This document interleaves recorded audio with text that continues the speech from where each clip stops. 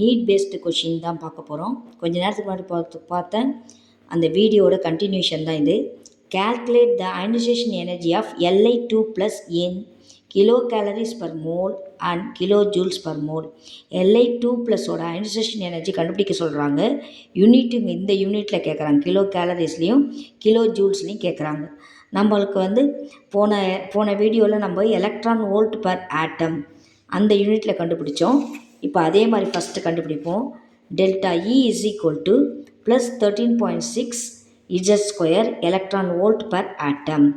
So delta E is equal to plus 13.6 Li2 plus லித்தியத்தோட atomic number 3. So 3 square, so 9 multiply பண்ணிங்கன்னா 122.4 electron volt per ஆட்டம். ஆனால் நம்ம கொஷினில் kilo கேலரிஸ்லையும் kilo ஜூல்ஸ்லையும் கேட்டிருக்காங்க. நமக்கு தெரியணும் 1 electron volt per atom is equal to 23 kilo calories per mole. 1 electron volt per atom is equal to 96.5 kilojoules per mole நமக்கு தெரியும். அதனால் நம்ம 23 மல்டிப்ளை பண்ணால் நமக்கு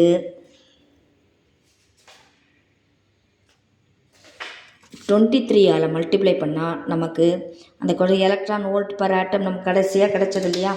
இப்போ இந்த ஃபஸ்ட்டு நம்ம எலக்ட்ரான் வோல்ட் பர் ஆட்டத்தில் தான் கண்டுபிடிச்சிருக்கோம் 122.4. இதை 23 மல்டிப்ளை பண்ணால் உங்களுக்கு கிலோ கேலரிஸ் பர் மோலில் கிடச்சிடும் அயனைசேஷன் எனர்ஜி. அதே இது நீங்கள் 96.5 மல்டிப்ளை பண்ணிங்கன்னா கிலோ ஜூல்ஸ் பர் மோலில் ஆன்சர் கிடச்சிடும். Thank you children.